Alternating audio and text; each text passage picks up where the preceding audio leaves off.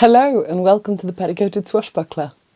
My name is Maren and today we're gonna be a princess.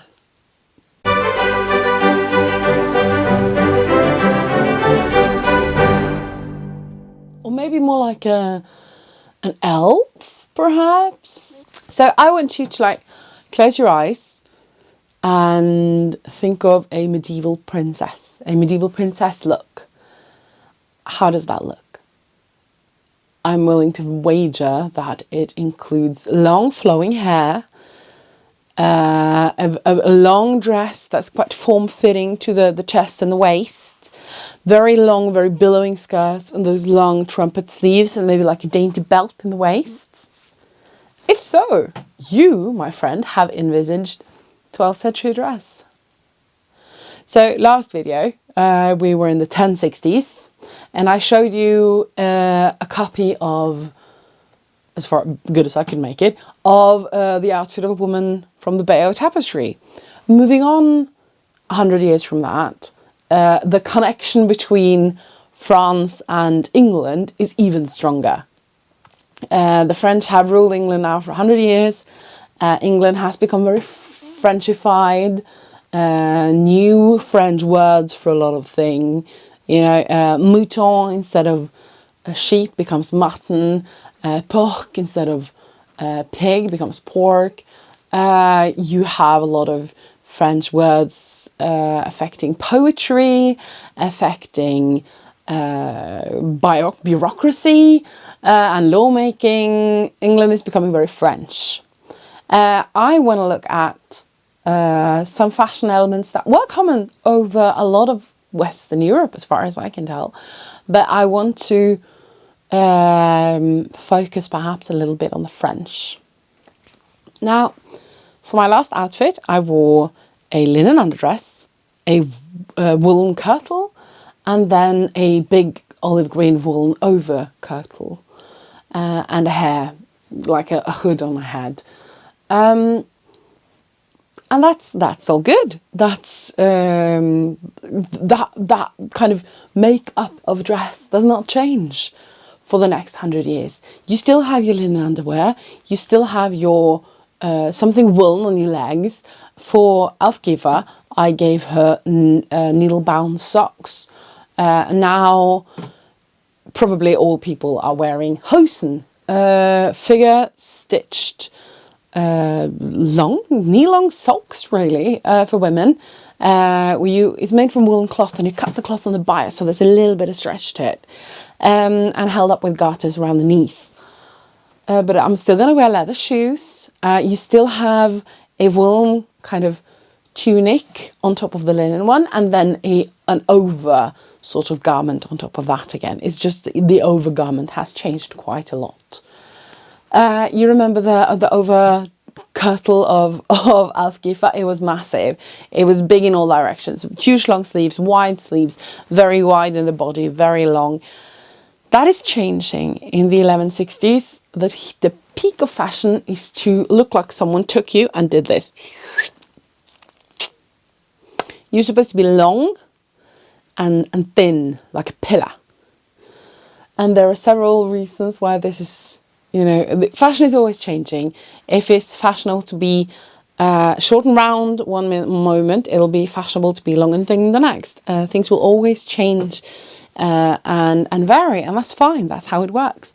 Because we humans, we get easily bored, I think, is the main reason. And also because the upper classes will always seek to make fashion something unattainable for the lower classes. So if it's impossible for poor people to get fat, then you will want to look chubby because it means you can afford food. If it's impossible for the working classes to not get a suntan because they're out all the time, it will be fashionable to be pale as a sheet because it's unattainable. You know, when in the 19th century, when working class women could afford bonnets, you start to make elaborate, beautiful hairdos that take forever and a lot of hair pieces and won't allow you to wear a bonnet. You only need like a little hat perched on top because it's difficult for the working classes to copy. And I think this is part of it, where you have the main kind of, for most people, things probably didn't change that much, that quickly. But for the upper classes, you want this change because anyone can look like Aufgefer. But what I'm going to show you today is a princess look, you know, something that wouldn't be possible for any old lady to copy. So for the inspiration of today's outfit, I've gone slightly anachronistic, and I'll tell you why in a minute. Because what I'm going to make is an underdress, very simple to the one I wore last time, the pale green one that you didn't really see. Also very simple, similar to the linen undergowns that go underneath.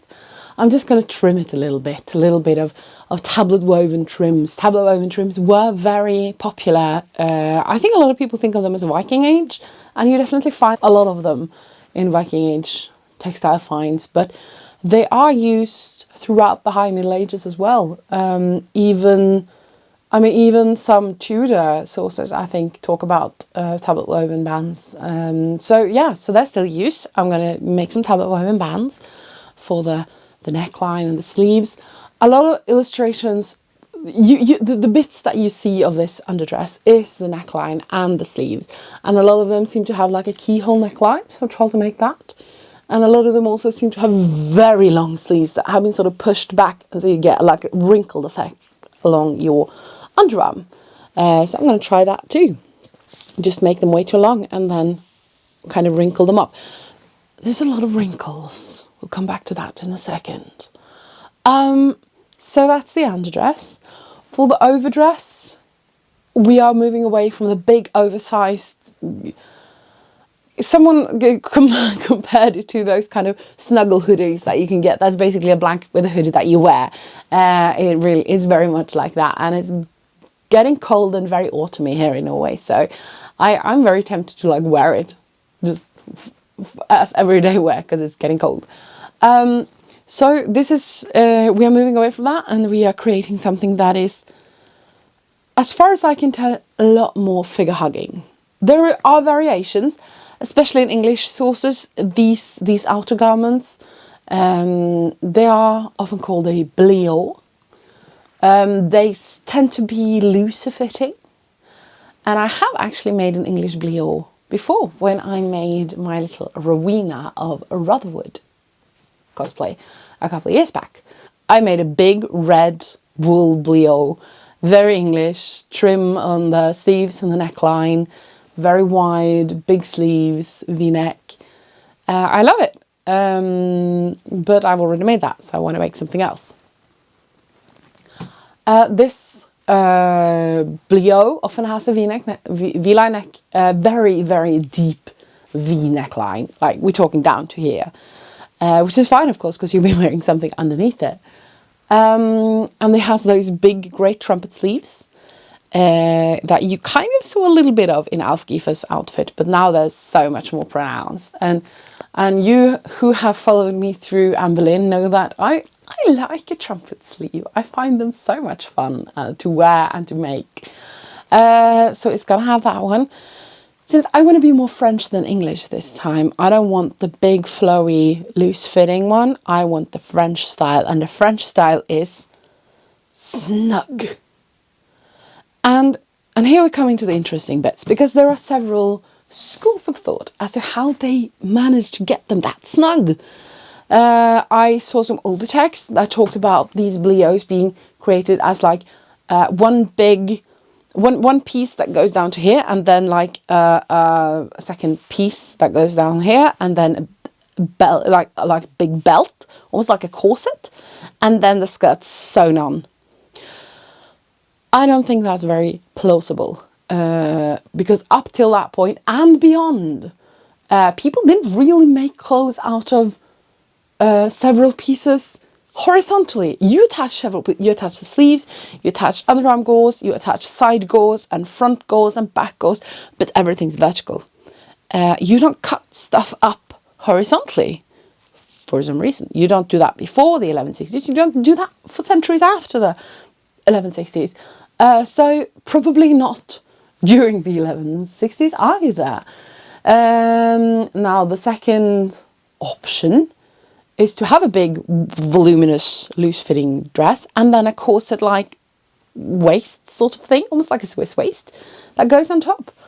I mean, maybe. It's not impossible. However, the corset, we'll get to the corset in a little while. It has something to do with medieval fashion, even though the corset itself is much more modern, of course. But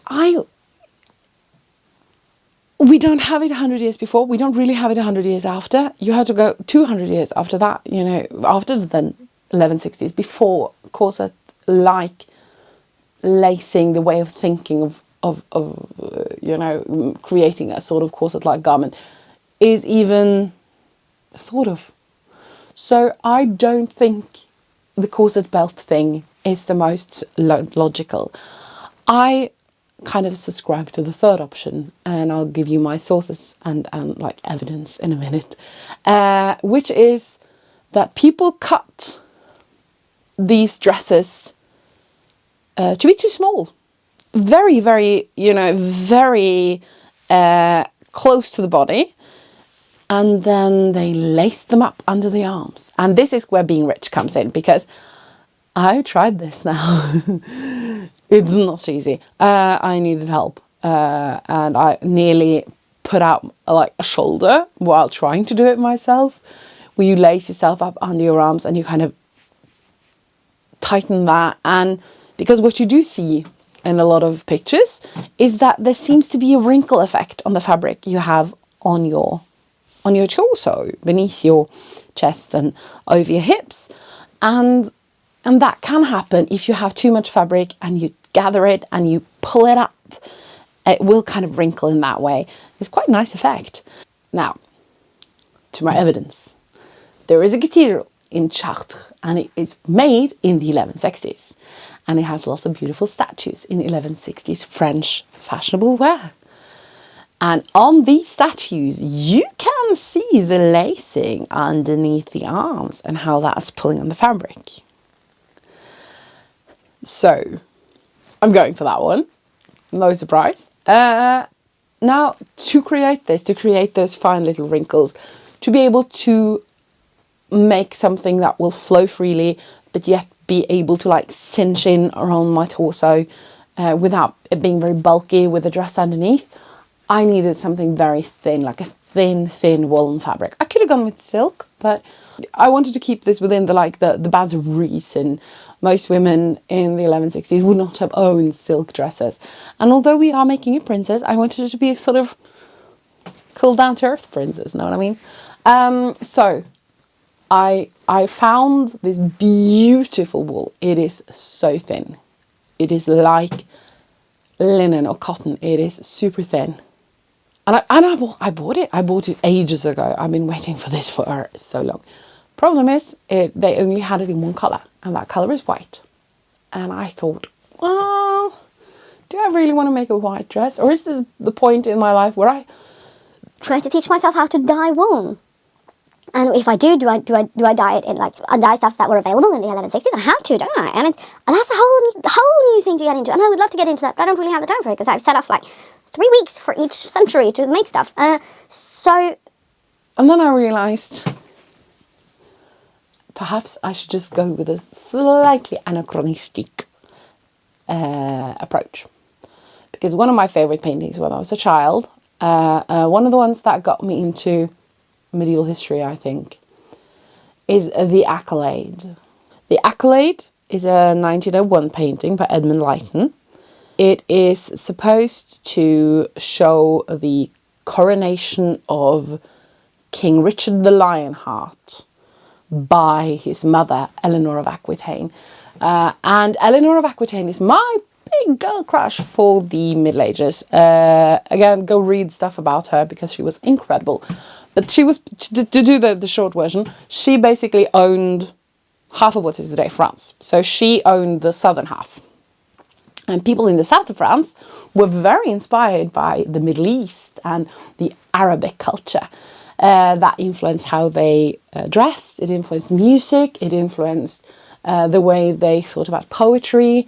This is where the troubadours come from, the people who sing the praises of the wives of someone who is high above you on the social scale, because that's a way to flatter your boss, by saying that his wife is so beautiful, that you're obsessed with her and you can't have her. And that's not the point. The point is not to consummate your love. The point is that your love burns so fiercely for her, and that you want her to succeed in life. You want her to have everything, all the glory. You will do amazing things for her, write amazing poetry, fight amazing battles, do heroic deeds for your lady who you have placed on a pillar above everything else in the world. This is south of France stuff. People in the north of France were a lot more kind of conservative, a lot more Puritan in their religion, and a lot more, I would say, boring. So when Eleanor of Aquitaine married the King of France, his kingdom doubled in size overnight, but the marriage wasn't super good.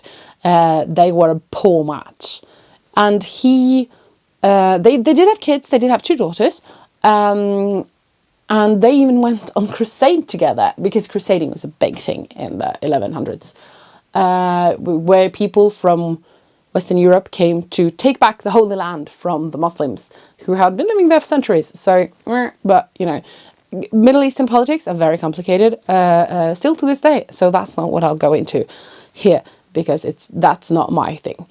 But Eleanor of Aquitaine went to the Middle East with her husband. Had an affair with her uncle. Who knows? But her uncle was also really cool. So who can blame her? And her husband was quite boring. And after the crusade, she basically told her husband, "I think you're too much of a wet fish for me, so I'm going to ask the Pope to annul our marriage, because after all, we're cousins." And the Pope was like, "Sure, yeah, okay, go on." And the King of France didn't want to, because then he'd lose half his kingdom again. But in the end, he was like, "Oh, okay." And she goes straight away and marries another cousin, for some reason, the King of England, Henry. And now Henry had grown up during very tumultuous times.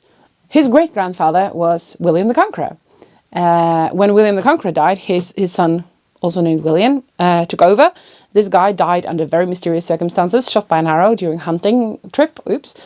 So his younger brother, Henry I, took over, and that is our Henry's grandfather. Now, Henry had a son who died tragically drowned with his wife and a good chunk of his court.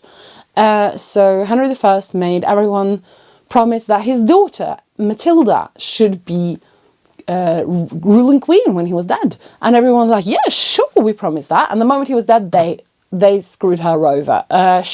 Because she was a woman, she can't rule. That doesn't work. So her cousin Stephen, another descendant of William the Conqueror, took the throne, and she fought to take the power back. They fought for decades. It was called the Anarchy. I would recommend Ken Follett's books, or the Cadfael Mysteries, if you want to understand this. I think the Ken Follett books are called Pillars of the Earth. They're really good. Now Stephen had a son. I think he's called Eugene or something. He's not very important to this story because he dies very young, and Stephen doesn't have any other kids. So in the end, he makes an agreement with Matilda. They make a deal where her son Henry should become king when King Stephen dies, and he does, Henry II, and that is Eleanor of Aquitaine's new hubby. And she brings a lot of her culture into England, a lot of French music, Southern French music, fashion, food, spices. England must have become so much more exciting when she came around.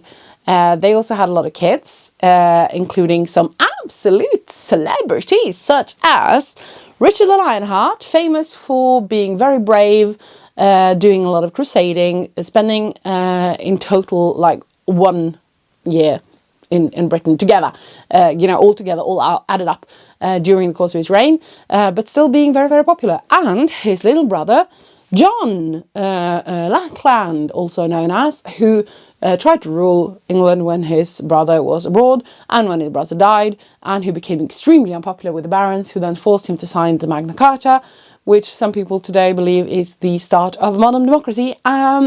This is history and speed. If you want to get more into this, be my guest. It's super interesting. I can't go into much more detail than that because this is fashion history and not political history. But my point is, Eleanor of Aquitaine was amazing, and the Accolade is supposed to be a painting of her. And if she can wear a white dress, why can't I? So, white dress in the Accolade, which of course is a 1901 picture. She has very, very long golden hair. My hair is not that long, nor is it golden. And also women wouldn't have had the hair loose. Most of the illustrations I found, women had these thick, long braids. So I'm gonna cheat a little, and I'm gonna make myself big, long braids. And she's wearing a white dress, and she's got the trumpet sleeve things, and everything's edged in gold. I could do that, but I'm no expert at tablet weaving. I don't think you should start with gold thread because that's probably more difficult.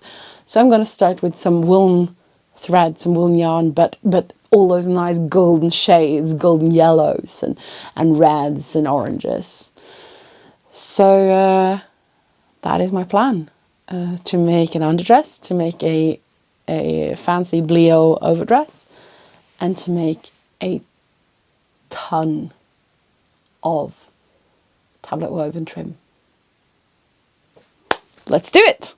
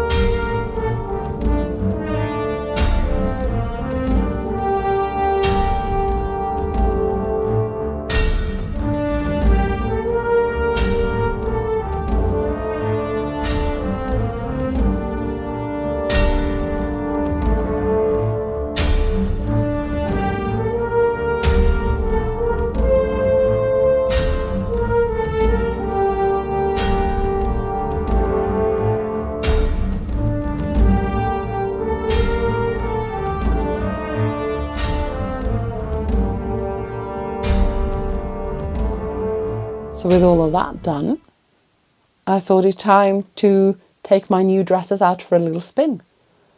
And seeing as though I am pretending to have a kingdom to protect, I thought it better to bring a sword. So until next time, when we'll be delving into another century, bye!